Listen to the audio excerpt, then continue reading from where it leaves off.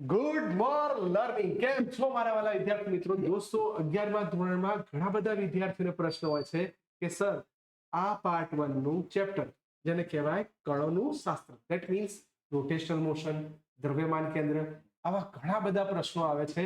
પણ આ જ ચેપ્ટર જો આપણે 20 થી 25 મિનિટમાં રિવાઇઝ કરી દઈએ તો મજા પડી જાય.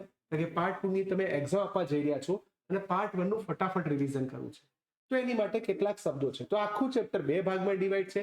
એક દ્રવ્યમાન કેન્દ્ર અને બીજું ચાક ગતિ.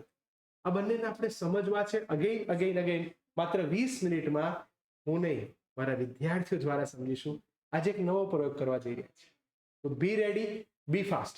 સૌથી પહેલી વસ્તુ, જ્યારે બી આપણે દ્રવ્યમાન કેન્દ્ર ભણીએ છીએ ત્યારે આપણા મગજમાં પ્રશ્ન એવો થાય કે સર દરેક ઘન પદાર્થને દ્રઢ પદાર્થ કહી શકાય?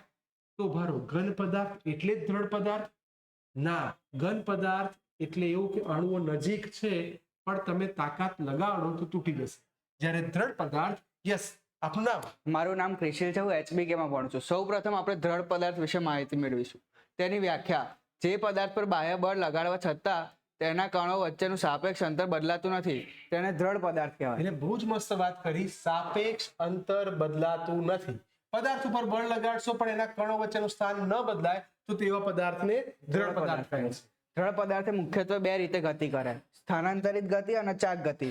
સ્થાનાંતરિત ગતિ: બધા કણો સમાન વેગથી ગતિ કરે છે. અને ચાક ગતિ: કણો નિશ્ચિત અક્ષની આસપાસ વર્તુળાકાર ગતિ કરે છે. એનો મતલબ એવો થયો કે તમને ગ્રાફિક્સ દ્વારા જે સમજૂતી આપવામાં આવી છે એ એટલી સરસ આપી છે કે જ્યારે રેખીય ગતિ થાય ત્યારે કણો સીધા ગતિ કરે. તમે જોઈ શકો છો.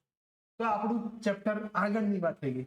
પણ જ્યારે કોઈ વસ્તુ ગોળ ફરે છે, ધરી ઉપર ફરે છે, એટલે ચાક ગતિ. તો બે સમજો, ઇન્ટ્રોડક્શન આવી ગયું, રેખીય ગતિ અને ચાક ગતિ. એટલે કે આપણું ચેપ્ટર નંબર 2, 3 અને સાથે સાથે આ ચેપ્ટર નંબરિયા પડી ગયા. યસ બેટા. હવે આપણે દ્રવ્યમાન કેન્દ્ર વિશે માહિતી મેળવીશું. એક એવું બિંદુ કે જ્યાં પદાર્થનું સમગ્ર દળ કેન્દ્રિત થયેલું ધારી શકાય અને બાહ્ય બળ પણ ત્યાં જ લાગુ પડતું હોય. તેનું સૂત્ર છે R બરાબર sigma m1r1 upon m1 plus m2. આપણે આ પદાર્થ છે અને આપણે ગોળ ફેરવીએ તો એનું દ્રવ્યમાન કેન્દ્ર છે તેના સેન્ટર બિંદુ પર લાગશે. એનો મતલબ કેટલી સરસ વાત કરી નાખી કે તમે ટોપિકને ભોગશો નહીં. સમજી લો કે તમારી જોડે આવી રીતે કોઈ પણ પદાર્થ હોય તો પદાર્થનું સમગ્ર દળ તેના બિંદુ ઉપર કેન્દ્રિત થાય. જે બિંદુએ સમગ્ર દળ કેન્દ્રિત થાય એને દ્રવ્યમાન કેન્દ્ર કહે છે. સર, દ્રવ્યમાન કેન્દ્રનું સૂત્ર કંઈક આવું હતું: m1r1 plus m2r2 up to mnrn upon total દળ. જ્યારે શોર્ટમાં તમને જોયું આ પ્રમાણે લખી કાઢ્યું છે: સિગ્મા m1r1 એટલે કે સિગ્મા mi-ri અપોન ટોટલ દળ. એનું ગ્રાફિક્સ બહુ સરસ છે. તમારે ગ્રાફિક્સ એકવાર જોઈ લો કે એનું બધું જ દળ એમાં કેન્દ્રિત આપેલું છે. યસ બેટા. આપણને અહીંયા એક આકૃતિ આપી છે જેનું દળ છે ને અહીંયા કેન્દ્રમાં કેન્દ્રિત થયેલું છે. આખા સમગ્ર દળ છે ને કેન્દ્રમાં જ કેન્દ્રિત થાય છે. ઓકે, તો આપણી જોડે બીજી વસ્તુ જોવા જઈએ તો સર ક્લિયર થઈ ગયું છે કે ભાઈ દ્રવ્યમાન કેન્દ્ર ખબર પડી ગઈ. શું દ્રવ્યમાન કેન્દ્ર હંમેશા પદાર્થની અંદર જ હોય, પદાર્થની બહાર હોય, ગમે ત્યાં હોઈ શકે? પણ હા, દ્રવ્યમાન કેન્દ્ર શેની પર આધાર રાખે? એનો આકાર, એની ગોઠવણ. અને યાદ રાખજો, તકતી અને રિંગ પૂછાય SQ MCQ માં. તકતીમાં દ્રવ્યમાન કેન્દ્ર અંદર હોય, રિંગમાં દ્રવ્યમાન કેન્દ્ર બહાર હોય. હવે પછીની વસ્તુને સમજવા જઈએ છે કે સર આની અંદર ગુણાકાર આવવાના. તો સદિશના ગુણાકાર બે રીતે છે: એક ડોટ ગુણાકાર, બીજો ક્રોસ ગુણાકાર. ડોટ ગુણાકારમાં આવે a b cos થીટા અને હવે ક્રોસ ગુણાકાર આપણને કોણ સમજાવશે? યસ બેટા. મારું નામ પટેલ કીર્તન છે. હું વિજયનગર સ્કૂલમાં ભણું. યસ, તો વિજયનગર સ્કૂલનો સરસ મજાનો વિદ્યાર્થી આપણી જોડે છે જે આપણને સમજાવવા જઈ રહ્યો છે કે ક્રોસ ગુણાકારમાં શું થાય. બે સદિશો સદિશ A અને સદિશ B નો ગુણાકાર નીચે મુજબ છે. તેને A ક્રોસ B વડે દર્શાવાય છે. A ક્રોસ B બરાબર AB sin થીટા. આ પદાર્થની દિશાને હુકના નિયમ દ્વારા દર્શાવી શકાય છે. ઓકે, તો તમને કીધું એ પ્રમાણે જમણા હાથના સ્ક્રૂનો નિયમનો યુઝ થશે. એટલે જો A ક્રોસ B કરવું હોય તો તમે ગ્રાફિક્સને જુઓ. સદિશ A, સદિશ B, A થી B તરફ તમે જાઓ, અંગૂઠો જે દિશામાં જાય એ દિશામાં પરિણામી દિશા હોય. એટલે આપણે જો યાદ કરવા જઈએ, I, J અને K એવા 3 એકમ સદિશ હતા. તો આની માટે આવું છે: I cross I, J cross J, K cross K બરાબર 0. પોતાની સાથે ગુણશો તો 0 આવશે. પણ I ક્રોસ જે એક જવાબ બદલાશે કે આવશે. ઓકે, નેક્સ્ટ વસ્તુ. ચાક ગતિમાં રેખીય ગતિમાં સ્થાનાંતરમાં કેવી રીતે કામ કરે? તો રેખીય ગતિ હું બોલીશ, આ તમે ચાક ગતિ સમજો છો. રેખીય ગતિમાં યાદ કરો, જો પદાર્થ ગતિ કરીને એક જગ્યાએથી બીજી જગ્યાએ ગયો તો આ એનું સ્થાનાંતર કહેવાય. જ્યારે ચાક ગતિમાં સ્થાનાંતરને કોણીય સ્થાનાંતર થીટા કહે છે. રેખીય ગતિમાં સ્થાનાંતરનો એકમ મીટર હતો. ચાક ગતિમાં તેનો એકમ રેડિયન છે. ઓકે, તો સમજો ટ્રાન્સફર કરવાના છે મુદ્દા. નંબર 2, વેગ. વેગ એટલે અંતર ભાગ્યા સમય થાય. મારું એકમ મીટર અપોન સેકન્ડ. જ્યારે ચાક ગતિમાં તેને કોણીય વેગ ઓમેગા કહે છે, જેનો એકમ રેડિયન પર સેકન્ડ છે અને તેનું સૂત્ર બહુ જ મસ્ત સૂત્ર. યસ બેટા, v બરાબર r ઓમેગા. આ સૂત્ર લખી રાખજો. 11મું ધોરણ 12મું ધોરણ બધી જગ્યાએ આવશે. v બરાબર r ઓમેગા. સર પ્રવેગ ગતિ કરીને જાય છે, પદાર્થના વેગમાં ફેરફાર થાય છે એટલે શબ્દ આવ્યો પ્રવેગ. પ્રવેગ બરાબર અંતર ભાગ્યા સમયનો વર્ગ, મીટર પ્રતિ સેકન્ડ સ્ક્વેર. જ્યારે તેને ચાક ગતિમાં કોણીય પ્રવેગ આલ્ફા કહે છે, જેનો એકમ રેડિયન પર સેકન્ડ સ્ક્વેર છે અને તેનું સૂત્ર a બરાબર r આલ્ફા છે. યસ, તો રેખીય ગતિ અને ચાક ગતિનો સમન્વય થયો. જો બહુ જ મસ્ત વસ્તુ જોવા જઈએ તો v બરાબર આ રેખીય ગતિ, આ ચાક ગતિ, a બરાબર r આલ્ફા રેખીય ગતિ, ચાક ગતિ. તો આ રીતે આપણે બંને વસ્તુને સમજી રહ્યા છીએ. બેટા, આની સાથે પ્રશ્ન એવો થાય કે જેમ બળની વાત કરીએ તો F ઇઝ ઇક્વલ ટુ માં પદાર્થ ઉપર ધક્કો લગાડો છો, બળ લગાડ્યું, ગતિ કરી. પણ જો આ જ વસ્તુને ચાક ગતિ સ્વરૂપે કહેવામાં આવે તો આપણી જોડે એક સરસ મજાનો વિદ્યાર્થી છે. યસ બેટા, તમારું નામ? મારું નામ જમનાપરા ધ્રુમિલ પરેશભાઈ છે. હું અર્પણ સ્કૂલમાં ભણું છું. ઓકે, તો રેખીય ગતિ એટલે પદાર્થ સીધી ગતિ કરતો હોય. જ્યારે ચાક ગતિની વાત કરો તો તમે જો અમે ડાન્સ કરીએ છીએ, અમે ગોળ ગોળ ફરીએ છીએ. તો આ ચાક ગતિની સૌથી સુંદર રજૂઆત છે. બળ ગુણ્યા સ્થાનાંતર, પણ સ્થાનાંતરમાં ખૂણો ઇન્વોલ્વ છે. બહુ મસ્ત સમજાવશે આપણને, ધ્યાનથી સાંભળજો.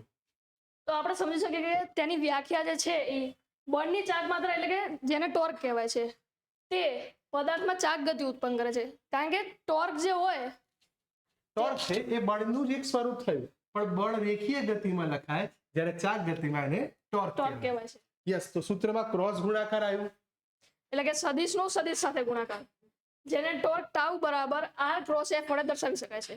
એનો એકમ ન્યૂટન પર મીટર છે.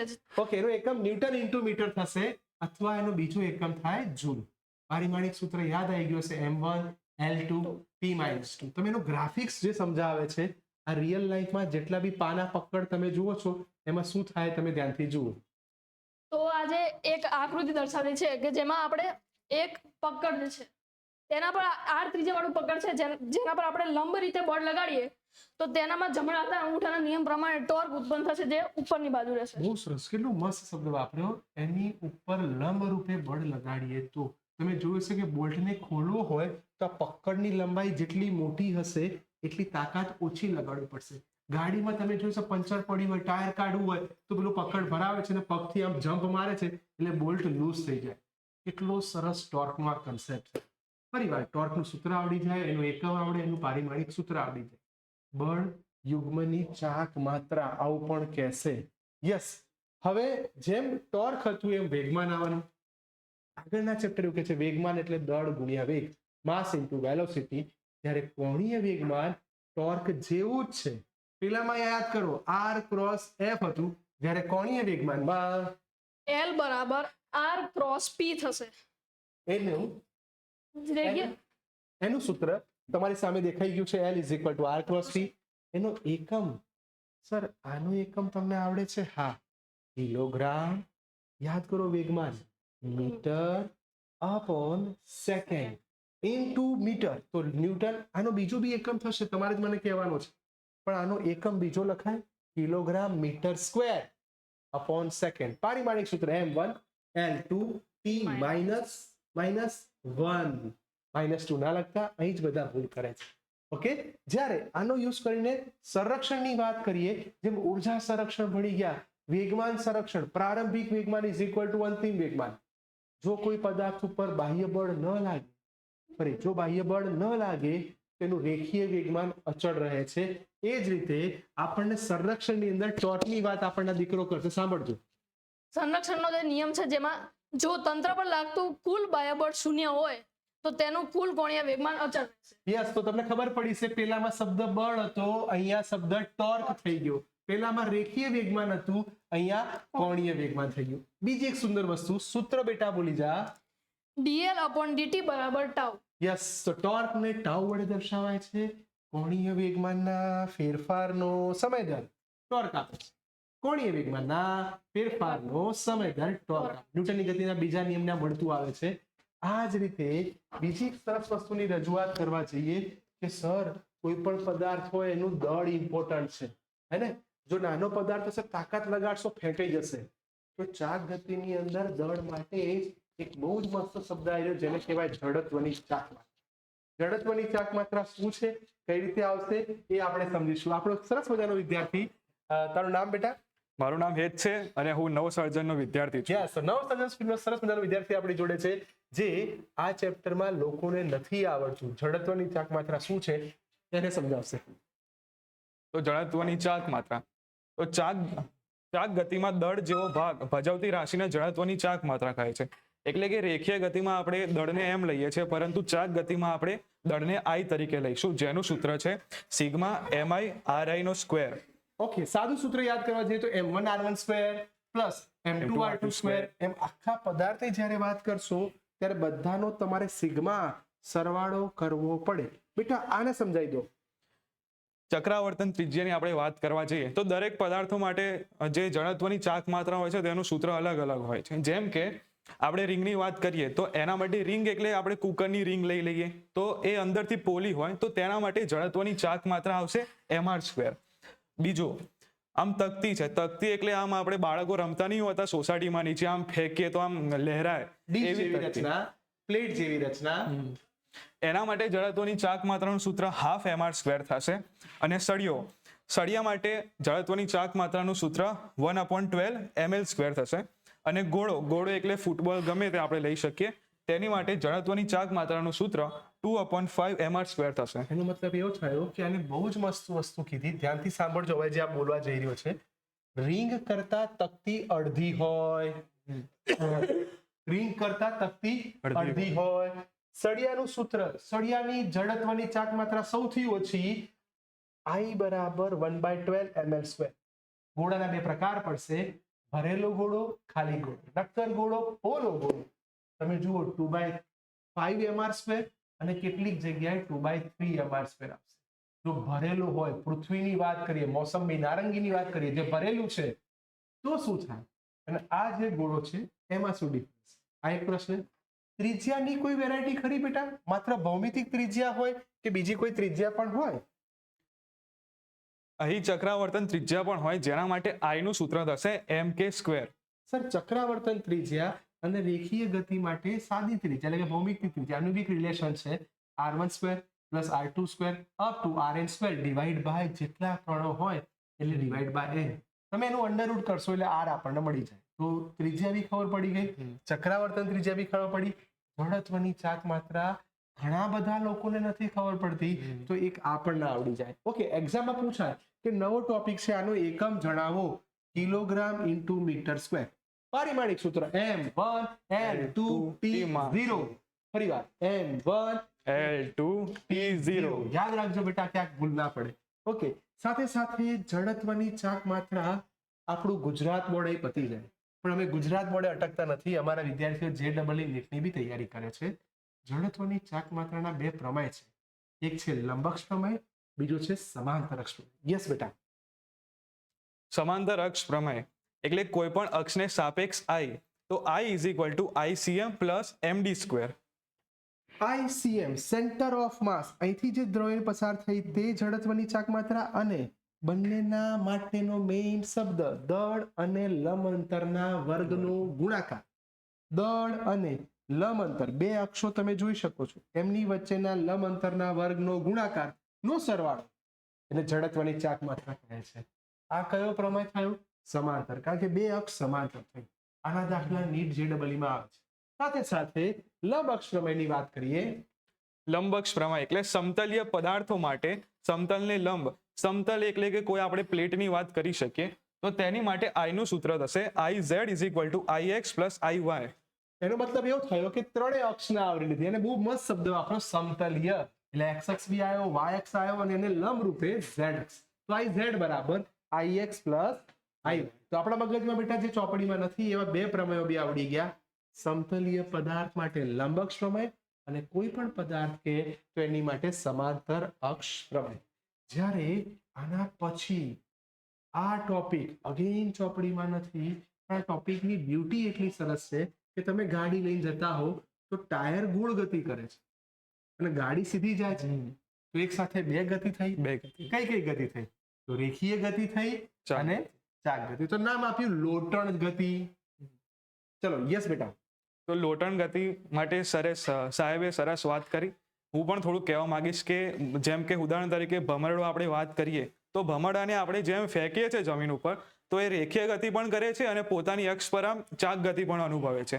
ગરબા નવરાત્રિમાં આપણે ગરબાનો બહુ શોખ હોય તો અમુક જે ગરબાના બહુ શોખીન હોય તે દોઢિયું પણ લેતા હોય છે. દોઢિયુંમાં આપણે પોતાની ધરીમાં ફરીએ પણ છીએ એટલે કે ચાક ગતિ પણ કરીએ છીએ અને આગળ પાછળ એમ ગતિ રેખીય ગતિ પણ અનુભવીએ છીએ. તો આપણે વ્યાખ્યા જોવા જઈએ તો બોટણ ગતિ એ સ્થાનાંતરિત ગતિ અને ચાક ગતિનું સંયોજન છે. સરક્યા વિના ગબડવાની શરત. ઓકે, બહુ સરસ શબ્દ આવ્યો. સરક્યા વિના. તમારે સ્લાઇડ નહીં મારવાની. સ્લાઇડ મારી જાઓ, સ્કીટ કરી જાઓ એવું નહીં. સરકવાનું નહીં. ગોળ ફરવાનું, આગળ જવાનું.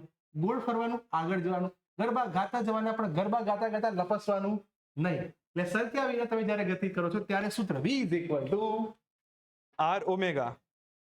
કુલ ગતિ ઉર્જા જોવા જઈએ તો એમાં રેખીય ગતિ ઉર્જાનો પણ સમાવેશ થશે અને ચાક ગતિ ઉર્જાનો પણ સમાવેશ થશે. તો એનું સૂત્ર છે K = ½ mv² plus 1/i omega square. એટલે અહીંયા ચાક ગતિ ઉર્જા બે જણે ઇન્વોલ્વ કરી નાખી. એક રેખીય ગતિ રેખીય ઉર્જા ગતિ. અને બીજી ચાક ગતિ ઉર્જા. એટલે બંને ગતિ ઉર્જાનો સરવાળો થયો. રેખીય ગતિ ઉર્જા એટલે ½ mv² અને ચાક ગતિ ઉર્જા એટલે ½ i ઓમેગા. સ્ક્વેર. યસ બેટા. તો જોયું બેટા કેટલી સરસ વસ્તુ આપણે ભણતા ગયા. આ સૌથી અઘરા ટોપિકને મેં નથી શીખવાડ્યો, મારા વિદ્યાર્થીઓ શીખવાડ્યો. એમને એક અલગ આનંદ છે. હજી આ ચાક ગતિની અંદર આગળ જઈએ તો એવું કહેવાય કે જેના આવડી ગયું એને મોટા ભાગના દાખલા આવડી જાય. રેખીય ગતિ અને ચાક ગતિ બંનેને એક સાથે મારા દીકરો સરસ મજાનો વિશાલ અમારી જોડે છે. બેટા તમારું નામ? મારું નામ રબારી વિશાલ છે. હું નવસર્જન સ્કૂલમાં ભણું છું. ઓકે, તો બે સરસ વિદ્યાર્થી આવી ગયા છે. જો નવસર્જનનો બીજો વિદ્યાર્થી બી આપણી જોડે આવ્યો. રેખીય ગતિ અને ચાક ગતિ બંનેને સરખાવવાની છે. યસ બેટા. સ્થાનાંતર. રેખીય ગતિના સ્થાનાંતરને x વડે દર્શાવે છે અને તો ચાક ગતિ એટલે હું, રેખીય ગતિ એટલે તમે. સ્થાનાંતરને x કહેવાય. તો મારી પાસે કોણીય સ્થાનાંતર છે થીટા. રેખીય ગતિનો એકમ મીટર, કોણીય ગતિનો એકમ રેડિયન. યસ બેટા. તેના વેગને v વડે દર્શાવે છે. સર v = dx/dt થાય તો અહીંયા કહેવાય ઓમેગા. બોલો, ઓમેગા ની કીધું ને યાદ આવી ગયું. બીજું કઈ લગન પછી યાદ થાય. ઓમેગા બરાબર dx/dt. એવું અહીંયા ઓમેગા બરાબર dθ/dt. યસ. તેના પ્રવેગને a વડે દર્શાવે. સર પ્રવેગ શબ્દ આવે એટલે વેગ ભાગ્યા સમય dv/dt લખાય. અહીંયા લખાય આલ્ફા. આલ્ફા બરાબર d ω/dt. ત્રણ સૂત્રો. આ ત્રણ સૂત્રો વગર ચેપ્ટર નંબર 2 3 આવડે જ નહીં. એટલે આ ત્રણ સૂત્રો બેટા યસ લાઈન સર. તેના વેગનું સૂત્ર v = v0 + at છે. યસ. તો v = v0 + at. v ની જગ્યાએ ઓમેગા, a ની જગ્યાએ આલ્ફા. તો તમે સૂત્ર જોઈ શકો છો. ઓમેગા બરાબર ω0 + આલ્ફા t. ચલો નંબર 2. x = v0t + 1/2 at². હા, તો x ની જગ્યાએ આપણે સ્થાનાંતર લખ્યું થીટા લખવો પડશે. થીટા બરાબર ω0t + ½ alpha t². v² - v0² = 2a α x. Sir 2ax હવે આનું કન્વર્ટ થઈ ગયું ω² - ω02 બરાબર 2 આલ્ફા થીટા. આ ત્રણ સૂત્રો એટલા અદ્ભુત છે કે આના ઉપર ઢગલો દાખલા બનવાના. તમે જો NCERT સોલ્વ કરતા હશો તો તમને આ સૂત્રો ઉપરના દાખલા જોવા મળી જશે. યસ. હવે સર એની સીધી સરખામણી તમને ગ્રાફિક્સ દ્વારા સમજાય. બહુ મજા આવે. ગ્રાફિક જોઈને આપણા મગજમાં ડિઝાઇન ક્લિયર થાય. આ પદાર્થ છે, ધક્કો માર્યો, ગતિ કરીને આ બધી વાત કરી. આ આવડે, આ આવડે, આ આવડે. આ બે જણ નવા આયા. યસ. બળનું શું? બળ = F = ma. father = mother, F = ma. અને એની ઉપરથી સર અહીંયા ટોર્ક આવ્યો. આની પહેલાનો વિદ્યાર્થી શું શીખવાડ્યું કે ટાઉ બરાબર r × f. ત્યારે હવે અહીં જુઓ ટાઉ બરાબર i આલ્ફા. i જડત્વની ચાક માત્રા, આલ્ફા યાદ કરો કોણીય પ્રવેગ. નંબર 2 કાર્ય. કાર્ય w = F × dx. સર કાર્ય કરો છો તો બળ ગુણ્યા સ્થાનાંતર. જ્યારે આ જ વસ્તુને ચાક ગતિમાં લખવા જઈએ તો ટોર્ક ગુણ્યા ડી થીટા સૂક્ષ્મ સ્થાનાંતર. થેન્ક યુ બેટા, બહુ બધા સૂત્રો સોલ્વ કરી નાખ્યા. આ જ રીતે હવે જો આની અંદર જોવા જવું તો એવું કહેવાય કે ટફ પેપર કાઢવા છે, મસ્ત મસ્ત MCQ પૂછવા છે, તો ટોર્ક અને કોણીય વેગમાન બંનેને સાંકળવા પડશે. અને એની માટે અમારા જોડે સરસ મજાનો વિદ્યાર્થી તૈયાર છે. તમારું નામ બેટા? મારું નામ પંચાલ તીર્થ પ્રકાશભાઈ છે. યસ, તો તીર્થ, અને સ્કૂલનું નામ બેટા? SSIS સ્કૂલમાં ભણું છું. શ્રી સ્વામિનારાયણ સ્કૂલ SSIS માં ભણે છે. કોણીય વેગમાન અને ટોર્ક બંનેને સમજાવશે. આ શીખવાડવું ચેલેન્જિંગ કહેવાય. વેગમાન સંરક્ષણ આવડે કે પ્રારંભિક વેગમાન ઇઝ ઇક્વલ ટુ અંતિમ વેગમાન, પણ અહીંયા કોણીય વેગમાન સંરક્ષણ, બોમ્બના દાખલા, બહુ બધી વેરાયટીઓ છે. સાંભળીએ. યસ બેટા. તો આપણે ટોર્ક અને કોણીય વેગમાન વિશે સમજીએ. ટોર્ક બરાબર R ક્રોસ F સૂત્ર આવે છે, અથવા બીજું સૂત્ર આવે છે I આલ્ફા. તો હવે બીજું છે કે કોણીય વેગમાન કોને કહે છે? તો L બરાબર R ક્રોસ P, અથવા બીજું સૂત્ર શું બને? L બરાબર I ઓમેગા. તમે જુઓ, સીધી કમ્પેરિઝન ની વાત કરીને એની પરથી આપણને બે શબ્દો આવડી ગયા. આમાં R ક્રોસ P છે, અહીંયા R ક્રોસ F છે, I ઓમેગા છે, આનું વિકલન થયું એટલે અહીંયા આલ્ફા થઈ ગયું. આ જોરદાર વસ્તુ છે, સાંભળજો. હવે જ્યારે કોણીય વેગમાન સંરક્ષણનો નિયમ જોઈએ, હવે જ્યારે કોઈ પદાર્થ પર લાગતા ટોર્કો એનું ટોર્ક શૂન્ય થાય તો તેનું કોણીય વેગમાન અચળ થઈ જાય છે. પછી આ સૂત્ર પરથી જ L ચલે છે I ઓમેગા. તો I1 ઓમેગા 1, I2 ઓમેગા 2. ચલો, તો કેટલી સરસ વાત કરી કે જો પદાર્થ પર ટોર્ક, બાહ્ય ટોર્ક શૂન્ય થઈ જાય, પરિણામી ટોર્ક શૂન્ય થઈ જાય, તો પ્રારંભિક કોણીય વેગમાન ઇઝ ઇક્વલ ટુ અંતિમ કોણીય. એટલે I1 omega 1 is equal to I2. દાખલા તમે ગણ્યા હશે, એની શોર્ટ ટ્રીક કહી દઉં. જેમ જેમ I વધે તેમ તેમ ઓમેગા ઘટે. I અને ઓમેગા એકબીજાના વ્યસ્ત પ્રમાણમાં છે. ક્યાંક ક્યાંક પૂછાઈ જાય કે સપાટી ઉપરથી રિંગને બી ગબડતી કરો છો, ગોળાને બી ગબડતો કરો છો, તો જેની જડત્વની ચાક માત્રા ઓછી એનું ઓમેગા વધારે. એટલે I અને ઓમેગા બંને એકબીજાના વ્યસ્ત પ્રમાણમાં છે. હવે દ્રવ્યમાન કેન્દ્ર, તો તંત્રનો સમગ્ર દળ જે એક કોઈ બિંદુ પર રહેલું હોય એને દ્રવ્યમાન કેન્દ્ર કહેવામાં આવે છે. હવે એનું સૂત્ર છે અસતત કણો માટે RCM બરાબર સિગ્મા MI RI બરાબર અપોન સિગ્મા MI, જ્યાં સિગ્મા એ ઘણા બધા દળો છે, નાના નાના સૂક્ષ્મ કણો છે, એને દર્શાવવા માટે સિગ્મા મૂક્યું, સરવાળો દર્શાવે છે. એટલે બહુ સરસ વસ્તુ એક સમજી લઈએ કે જો અસતત કણો કે એનો મતલબ કે આકૃતિ પ્રી ડિઝાઇન નથી, રેન્ડમ છે, તો સંકલન કરવું પડશે. જે કણો છે ને રેન્ડમ ગોઠવાયેલા છે, તો મારે બધાનો સરવાળો કરવો પડ્યો, સરેરાશ લેવું પડ્યું. એટલે આ સૂત્ર સમજો, આગળ જઈને સંકલનની વાત કરવાના છે. યસ. હવે આપણે સતત પદાર્થો માટે સૂત્ર જોઈએ તો RCM બરાબર 1/m સંકલન RDM સૂત્ર આવે છે.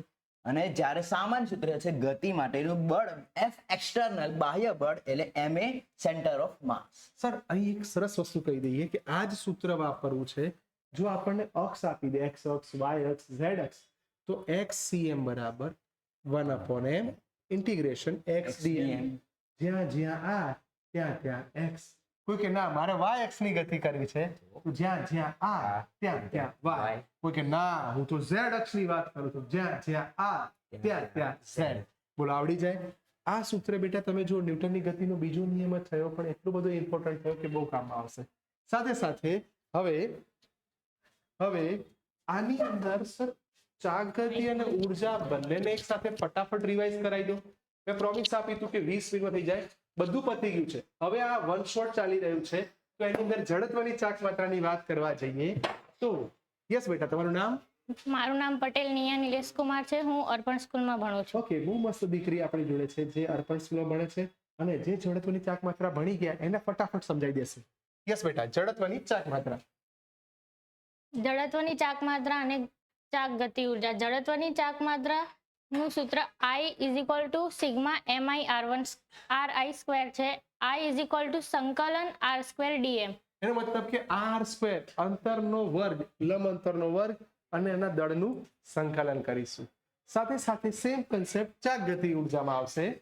ચાક ગતિ K ઉર્જા ઇઝ માટે equal to half I omega square. જ્યારે ભ્રમણ કરે છે ચાક ગતિ ઉર્જાનું સૂત્ર તૈયાર થઈ જાય. બેટા, આ બધા જે હમણાં તૈયાર કરાયેલા એ મુદ્દાઓ ફટાફટ રિવાઇઝ કરાવી દો. રિંગ આમાં રિંગ માટેનું સૂત્ર MR સ્ક્વેર તકતી હાફ MR સ્ક્વેર નક્કરનો ગોળો 2/5 mr². યસ, તો તમને એટલા માટે આ પોઈન્ટ લાવવામાં આવ્યા, નક્કર શબ્દ આવ્યો, નક્કર એટલે ભરેલો, અને ત્યારે સૂત્ર આવ્યું 2/5 mr². ઓલો ગોળો કે તો 2/3 mr². એટલે આ સ્લાઇડ ફરી મૂકી, બે પ્રમેય ફરી યાદ કરાઈએ, લંબ અક્ષ પ્રમેય અને સમાંતર અક્ષ પ્રમેય. યસ, સાથે સાથે લોટણ ગતિનો જે કન્સેપ્ટ ભણી ગયા હતા ચોપડીમાં નતો, અને આની અંદર બી થોડું ડેપ્થ. તો તમને લાગે સર એક ટોપિક ફરી વાર આવ્યો, ના, એ દરેકમાં કંઈક વેરાયટી આવી રહી છે. તો ચાક ગતિમાં રેખીય ગતિ થવાની, પણ હવે ઢાળની વાત કરશે. ઢાળ સાથે જે ઇન્વોલ્વ થાય એની માટે વિચારવા જઈએ તો સરક્યા વિના ગબડતા પદાર્થમાં બે બહુ જ મસ્ત સૂત્રો લઈને આવી છે આપણી દીકરી. મારું નામ દેસાઈ સાક્ષી મેહુલભાઈ છે. હું અર્પણ સ્કૂલમાં ભણતી વિદ્યાર્થીની છું. ચલો, તો અર્પણ સ્કૂલની એક સરસ મજાની વિદ્યાર્થીની આપણી જોડે છે. યસ બેટા, લોટણ ગતિને ફટાફટ સમજાઈ કાઢો. લોટન ગતિ રેખીય ગતિ અને કોણીય ગતિનું સંયોજન છે. તેને કુલ ગતિ ઉર્જા તેને v centre of mass is equal to r omega વડે ગણી શકાય છે. એટલે આપણું જૂનું સૂત્ર આવી ગયું બેટા કે v is equal to r omega. ફરીવાર v is equal to r omega. અને જો કોઈ વળાંક આવે તો ભારો પહેલા સીધા રસ્તે શીખી લઈએ, પછી ઢોળાવ શીખીએ. સીધા રસ્તા ઉપર. યસ, કુલ ગતિ ઉર્જા એટલે કે રેખીય ગતિ અને કોણીય ગતિનો સરવાળો છે. યસ, તો half mv² plus half i omega square. હવે જો v બરાબર પેલી સ્ટોરી r ઓમેગા મૂકો, અથવા ઓમેગા બરાબર v બાય r મૂકો, એમાંથી કોમન કાઢીને એક સૂત્ર આવ્યું. યસ બેટા, k is equal to 1/2 mv² centre of mass 1 plus k² upon r². જો આ એટલા માટે શીખવાડ્યું કે તમને અલગ અલગ પદાર્થો માટે કે ખબર હોય, હે ને, સળિયા માટે કે રિંગ માટે બધાના કે ખબર છે, કિંમત મૂકી તો ડાયરેક્ટ તમને ગતિ ઉર્જા મળી જાય. સાથે સાથે જો વળાંકવાળી સપાટી હોય, ઢોળાવવાળી સપાટી હોય તો a is equal to g sin theta is upon 1 plus k² upon r². એનો મતલબ એવું કે પ્રવેગ આપે તો એમાં પ્રવેગમાં સાઇન લખો કે કોસ, સાઇન ઘટક આવશે, અને ડાયરેક્ટ પ્રવેગનું સૂત્ર બી મળી જશે. તો a બરાબર g sin theta upon 1 plus k² upon r². Done. તો આ રીતે સરસ ભણતા રહો. અને આપણે પ્રોમિસ કર્યું તો 20 થી 22 મિનિટ પર થોડો સમય જતો રહ્યો, કારણ કે એક બે વસ્તુને સસ્પેન્સ લાવતા. ઓકે, કહી દો, wish you all the best.